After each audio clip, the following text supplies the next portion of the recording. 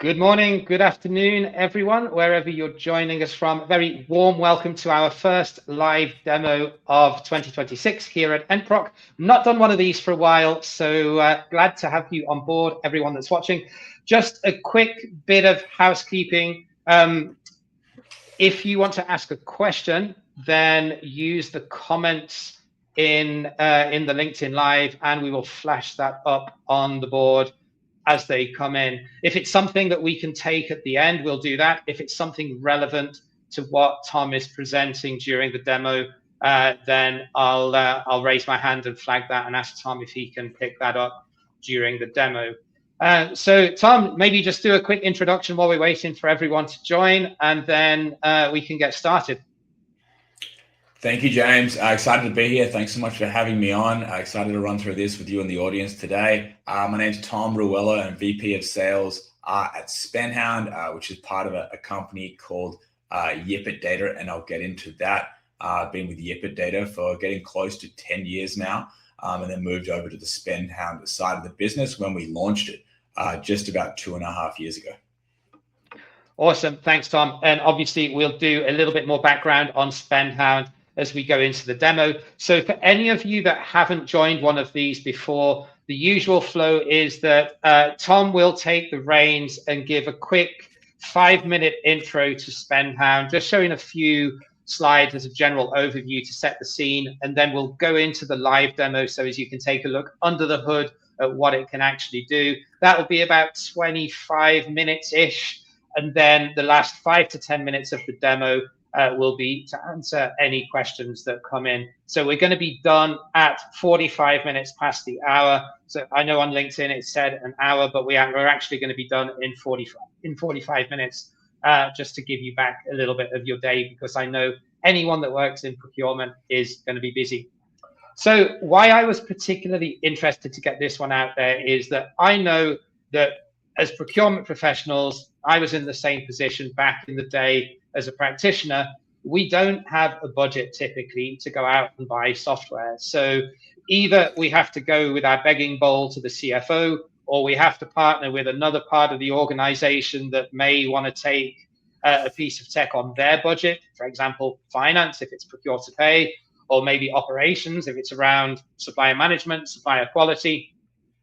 And what I really like about SpendHound is it's a free tool. So SpendHound, and Tom will explain how they monetize SpendHound in a different way. But SpendHound is completely free for the procurement practitioner to use as a tool. So we're not talking about a 14-day free trial or any other type of nickel or dime freemium type of model.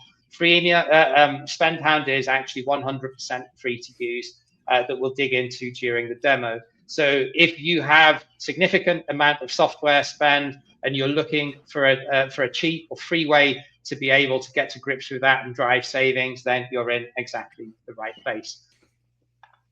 Okay, cool. There we go. Great. All right. Give me 1 second. Arrange my screen. Okay. So high level, SpendHound is a tool that helps companies with 3 main challenges. One, it's visibility, so an automated dashboard of your software and cloud spend.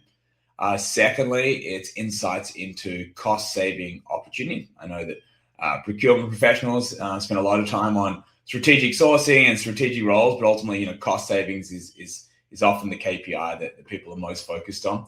And then finally, a big focus on benchmarking data.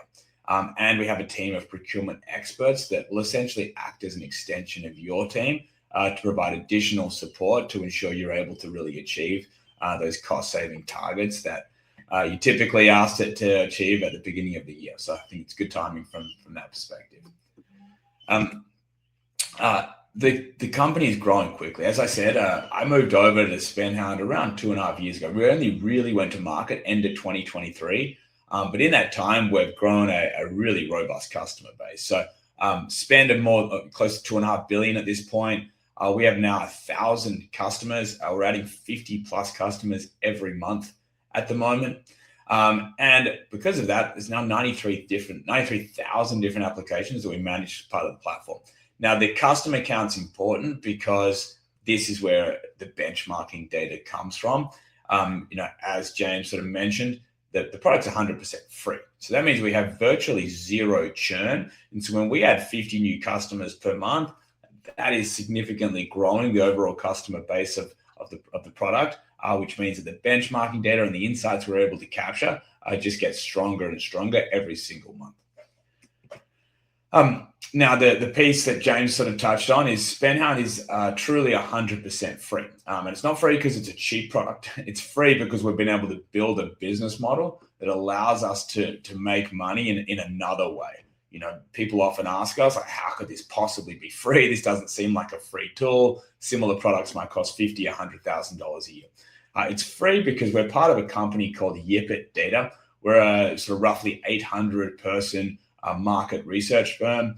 We had Carlyle invest just under $500 million in our business a few years ago. So we've built a really big business selling market data, primarily to investors, so hedge funds and investment managers and private equity firms, but also increasingly to corporates as well. And so the way our business model works with SpendHound is the data we're capturing, we fully de-identify it and then aggregate it so nothing's ever traced back to the customers. But then through that aggregate of data, we can see really interesting insights around how SaaS businesses are performing. For instance, how fast is HubSpot growing relative to its competitors? Is it gaining market share, losing market share? Which, as you can imagine, aggregated across 1,000+ customers, you get really meaningful insights. And private equity firms and other companies are willing to pay a lot of money for that. And so we're able to monetize on the back end, which means we can continue offering a really strong service with SpendHound,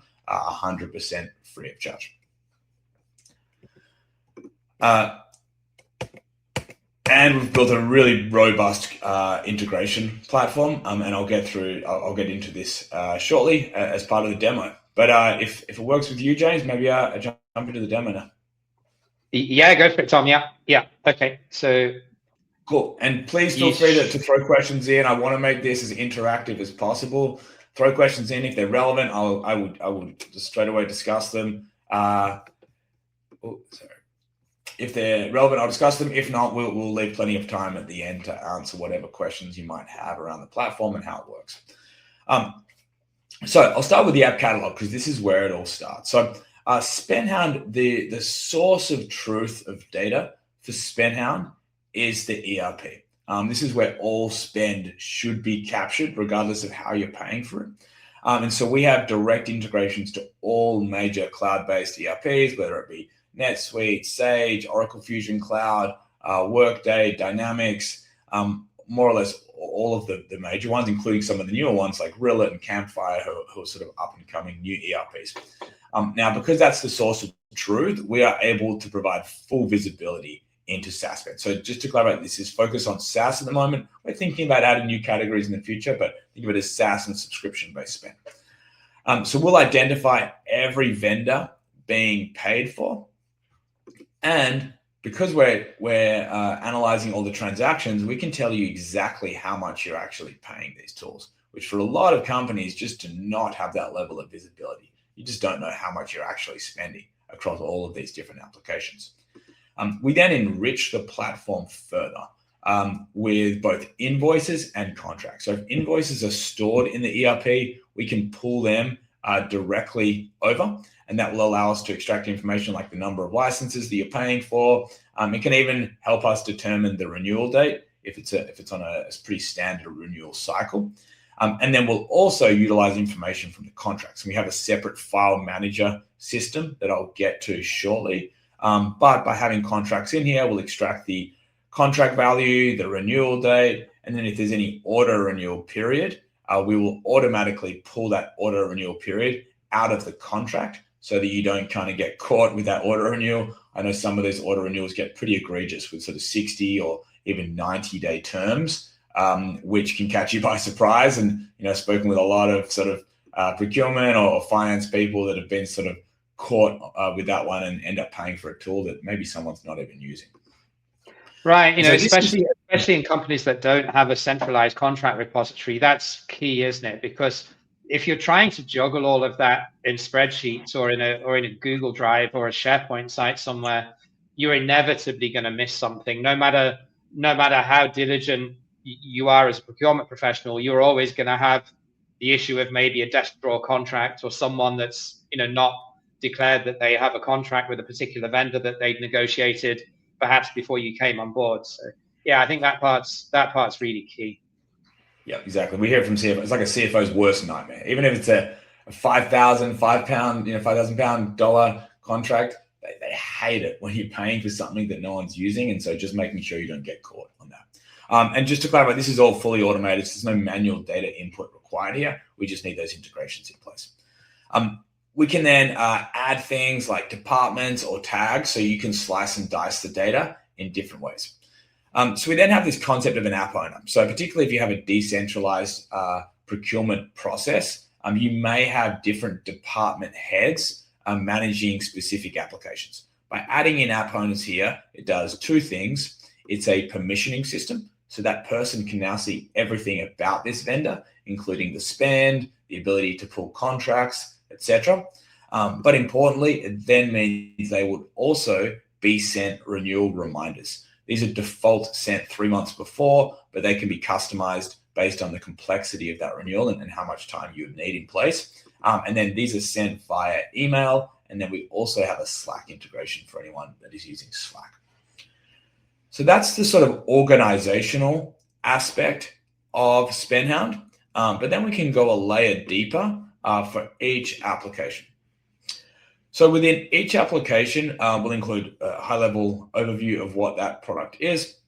We'll also include information on usage. And so we have single sign-on integrations, so through Okta One Login or Microsoft Entra ID or the Google Workspace SSO. And through that, we can actually see the last login date for each application, which is great because you can then see, like, based on the number of licenses I'm paying for, are people actually utilizing this tool? Or can we perhaps cut down on the licenses, or maybe no one's using it at all, in which case, let's think about maybe cutting this tool altogether. You can also then see, really granular information around the transactions and making sure this all kind of adds up. I'll get into this later, but we also have a team of procurement experts that will do benchmarking for these products.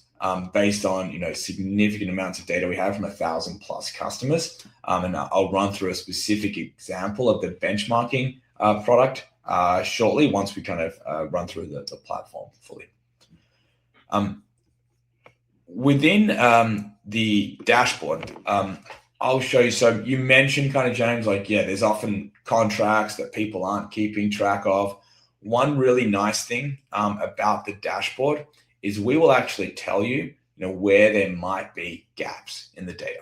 So for instance, you can open up this dashboard and you will see what are all of the vendors where we actually don't have an agreement in place. Someone's got the AWS contract somewhere, but I don't know where it is. And this kind of gives you the short list of contracts you need to chase down. Similarly, where do we, maybe not have an app owner? Perhaps there should be someone on the team that is managing this relationship. Or where is there no renewal date? In which case, maybe we don't have the contract, or we need to find the date so we can manually input it in there if we don't have access to a contract. So Tom, on that, sorry if I can just interrupt you. Yeah, please. So you're pulling that data from the ERP. So the ERP is telling you what the dollar value of the invoices that have been paid, but then it's highlighting that it can't locate a contract within the system, or it can't locate an owner of that vendor, and that's how you're getting that data. So it's coming directly from the ERP system, which in most cases, or accounting system, which is typically going to be the source of truth in terms of money that's going out to that vendor, right? I mean, that's because it's linked to invoices paid. Exactly right. So we get full visibility through that ERP data because we're analyzing those transactions in a very deep way. Sometimes people don't necessarily even have that in a clean way. ERP data is extremely messy, but we go to extreme lengths to make sure that's accurate. Because often, it won't even say Gong in the vendor. It'll say something else, and then we look through the notes or the memo, and we're able to get that full visibility. And so you get the full visibility from the ERP, And then we determine what are the vendors that we don't have a contract on file, in which case, there's clearly a bit of work to be done. And that can help sort of focus the team on where they need to go and hunt down those contracts, which could be in someone's inbox, could be in someone's desktop, could be printed out, etc. Within the dashboard, there's also a bunch of other functionality. So one thing we often find for sort of growing companies or companies with a decentralized procurement process is people can go a little bit rogue and start buying things when maybe that wasn't necessarily the best thing to do. So we have what we call redundancies. This is essentially identifying applications that have overlapping functionality. So for instance, Gong and Outreach have overlapping functionality. Maybe there's a reason you have both, but perhaps there's not. Similarly, maybe looking at like Indeed and LinkedIn. Why are we doing recruiting through two different platforms? Monday.com and Asana, we have two project management tools. Why are we paying for both of these? And this is a really good starting point to then go and have those conversations with different department heads to understand, do we really need both of these tools? Is there an opportunity for us to streamline and potentially, save money by moving to a single sort of platform? Additionally, I mentioned before the single sign-on data.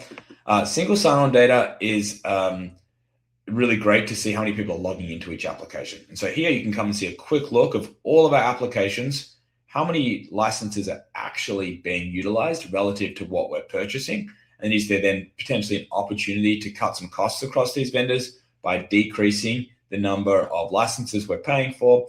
Or in some cases, maybe the tool just really isn't being utilized at all, in which case maybe we can cut it all together. And then because we're capturing this data at a really granular view, and we have details on the department, you can even do custom tags. We can then slice and dice that data in different ways. So you can look at spend by department. You can look at apps by owner. You can look at apps by department. So it really allows a lot of flexibility with how you want to slice and dice the data to do different reporting for different use cases across the business. Moving on to the file manager. I wouldn't quite call this a CLM, but I would call it a really nice contract repository. For instance, if you're using a Google Drive or a SharePoint, the nice thing about this is, one, it's just very simple to use. You drag and drop, or we set up an email address like james@spendhound.com, and then you forward it to us.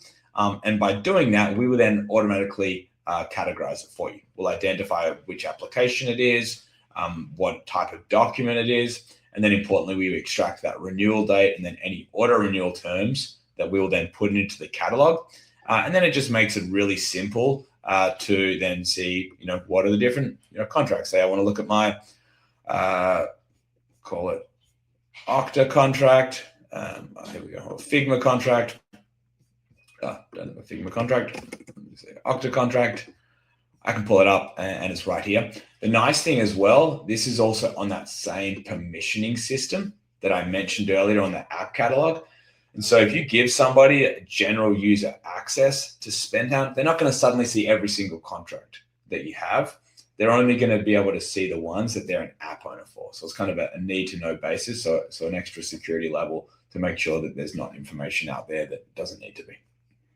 So you can segment users with different groups based on the permissions that they've got to see within the app. Exactly right. And you can have multiple kind of app owners. So, different departments might have access to different tools. So that is the kind of like the core functionality of SpendHound. Now I'm going to run through a couple of newer pieces. So firstly, we have built a full procurement workflow system. This allows you to create fully customized workflows. And so by managing workflows, you can have different workflows set up for different types of requests. So for instance, you can create a workflow and then customize the steps. And it can be fully dependent. So it can be conditional, can be parallel steps, full steps. We also then allow you to both have like an individual, approver. So it might be this one person has to approve, but in some instances it might be a department. So maybe, we need legal approval and it's, 3 or 4 people within legal that could potentially approve it, which allows you just to fully customize that experience. Within the once somebody creates a request, we'll say it's a software request, there'll be a number of questions they would have to answer. Again, these questions can be customized based on the needs of your business. And then by creating this request, it then creates a new request within the system. You can then track this within SpendHound. So you can see all of the information around the request being made, the department, the person, the date, including the documents, the details, the business justification of why you're even purchasing this. And then importantly, it then allows you to communicate throughout that approval process in case any new information needs to be captured, in case maybe InfoSec or legal have some additional questions. And then you'll then be able to track the approval progress within the application itself. Once it's then approved, it then would then kick off a renewal request within the application. So within Salesforce, there'd be a renewal request for that renewal date based on the contract.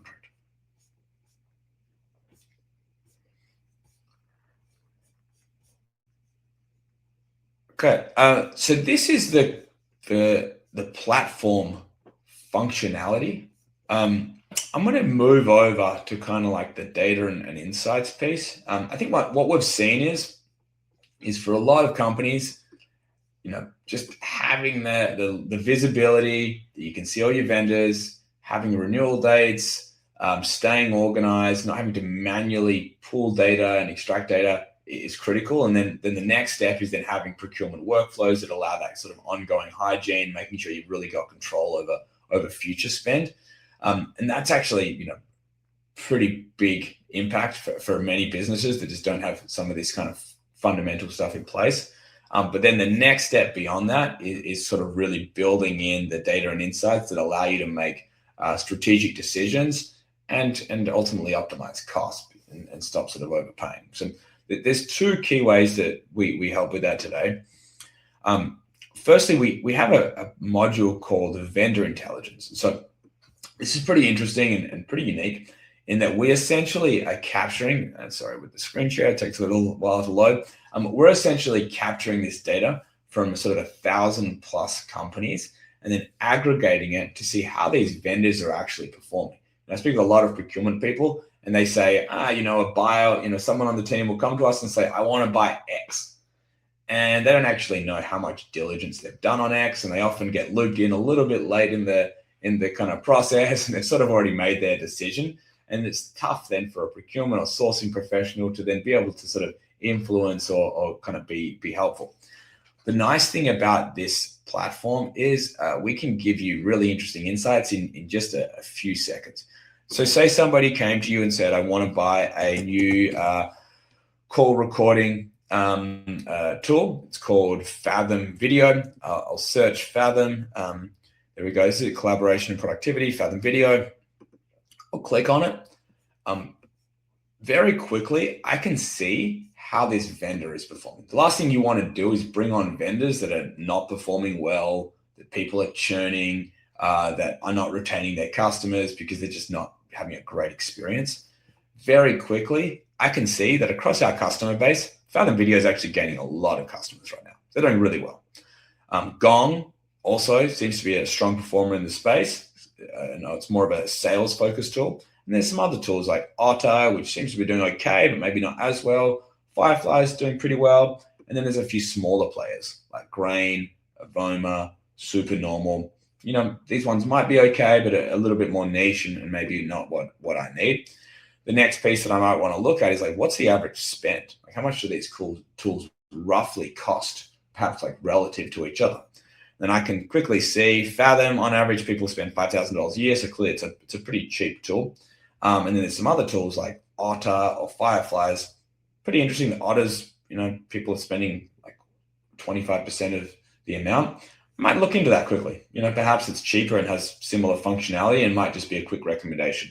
So the idea here is you can do in just a few minutes a lot of research and get access to insights that just aren't available anywhere else. Like, no one knows how these companies are performing. You can go and look on G2 or review sites, but like that's not going to give you a truly objective view of how these businesses are performing. This is real data based on how much, ultimately people will vote with their wallet, and you don't keep paying for tools that you aren't utilizing or getting value from. And a lot of these review tools a lot of these review sites are pay per click, aren't they? So the ones that pay them the most are the ones that appear at the top of the searches. Exactly right. I mean, ultimately, people are taking time out of the day to write a review, and so typically they're being rewarded with a gift card or something like that. Even Gartner has been doing this for a long time. They have a lot of relationships with the different vendors, and it's hard to say that it's objective. This is truly objective data. This is literally spend data from 1,000 customers. There is no manipulation. There's nothing we're doing to change the results here. It's just purely taken from their spend with these vendors. So this is the first piece of kind of like vendor selection and vendor diligence. But then obviously people then want to go deeper and they want to get specific benchmarking. And so we have a team of procurement experts who are readily available to run projects for you. And so how that looks is they'll essentially build something like this. So they'll build a benchmarking report where they'll tell you how your spend compares to sort of other similar sort of vendors. And so as an example here, they're using DocuSign. They will do sort of SKU level benchmarks. So across all of the products that you're paying for, how your pricing compares to our benchmark pricing, and then how competitive that is. This is nice because it kind of helps you understand, well, firstly, is this even worth negotiating with? Procurement professionals do not have a lot of time. I know that from speaking to hundreds of them. Knowing that you've got a good price is actually really helpful because it allows you to move on and then focus your efforts where they might be better spent. And then if you don't have a great price, knowing sort of where is the opportunity, where might I be able to, leverage a better price point. Now, obviously, just knowing you don't have a great price is the starting point. For a lot of procurement professionals, they're very good at negotiating. So knowing to focus on it that's helpful. But then actually understanding like where there might be opportunity based on our experience working with that vendor. And we'll even, do some analysis to work out, hey, just some things to kind of be mindful of. Now, where we find this adds the most value is often that like mid to long term. Your very largest vendors, you're probably in the weeds, you're spending a ton of time on them. It's worthwhile just going through that process. As the spend goes down a little bit, it's just not really worth it. For a slightly smaller vendor, is it really worth digging into the MSA, understanding the terms, understanding every single lever point? And so our team will do all of that for you. And then we'll deliver this to you. We don't negotiate on your behalf. Frankly, we've just heard that, for a lot of companies that they don't necessarily want you to do that, and you won't always get the best result having someone negotiate directly. But we'll do all the work, do the negotiation strategy. We'll even go so far as to sort of write an email for you, but then would have you kind of adjust it and send it yourself. And then we'll include that kind of market data. So is this vendor not performing well? Perhaps knowing that they've got a competitor out there that's doing really well and taking market share is a very good negotiation tactic and sort of leverage point. And so we'll share that information with you as well. And then we'll even help with sort of alternate sourcing, which, maybe you're genuinely interested in alternates, or maybe you're just looking for alternates from a negotiation leverage point.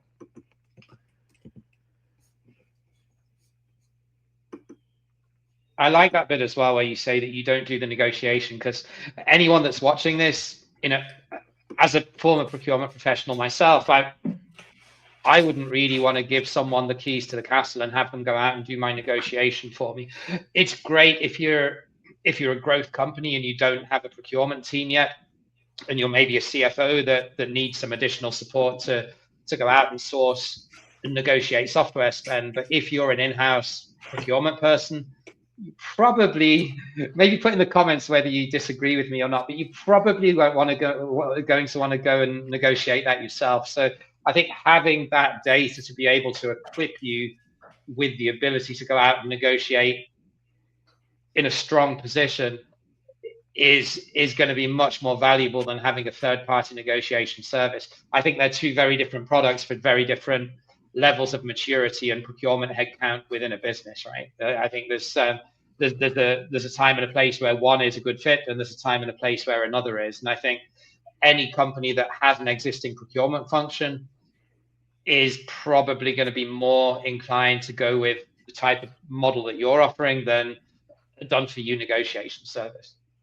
Yeah, and like, ultimately, like, people don't want to don't want to negotiate with a third party vendor. It's not good for the relationship, and you're not going to give your best price, because if you're speaking with a third party, then guess what? That same third party is going to come to you the next week and say, hey, that price you gave us last week, we want it for this next client. I actually spoke with the CRO last week, who told me he's dealt with a lot of third party negotiators and absolutely hates them. So they'll come and say, hey, we're paying 100K. This year we want to pay 65K. And it's like, no, like, that's not how this works. Like, and so I just don't think it's necessarily always constructive for the overall relationship with your vendor. Cool. But that was the demo. I've kind of run through everything I wanted to run through. Two things I didn't cover that I'd be happy to do sort of one-on-one is we do have a cloud module where we sort of integrate with AWS, and then we'll be doing GCP and Azure in the future. We sort of give live cloud spend. And then we also have a budgeting module that allows you to sort of track budgeting on a granular way. And so if anyone was interested in those, I'd be happy to do it one-off.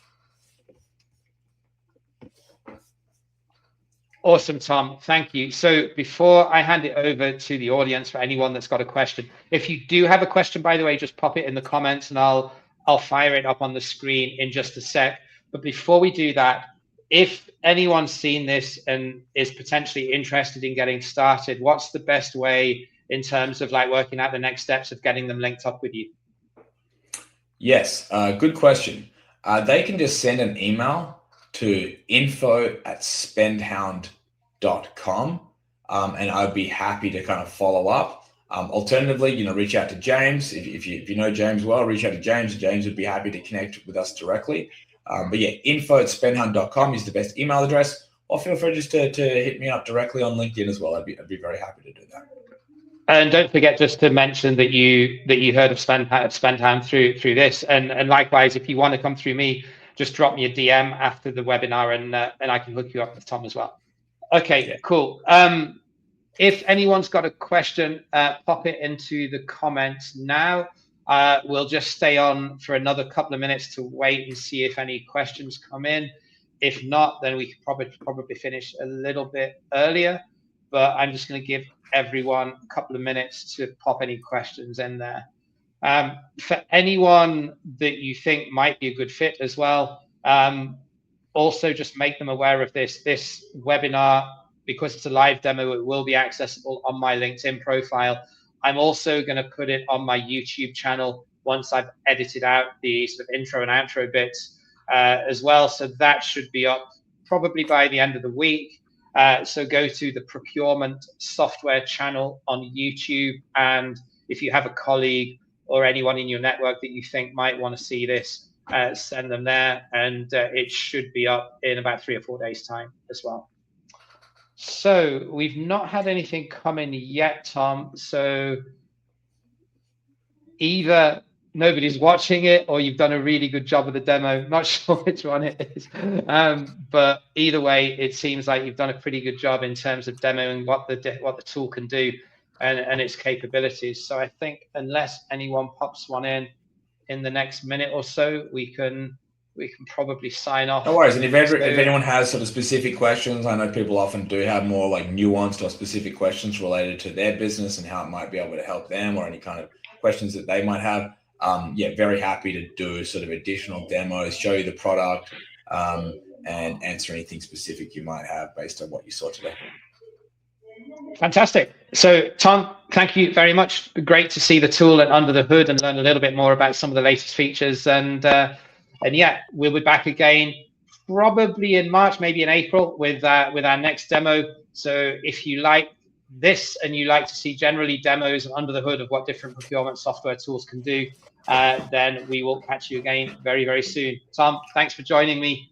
And yeah, take care. Great. Thanks so much, James. Bye.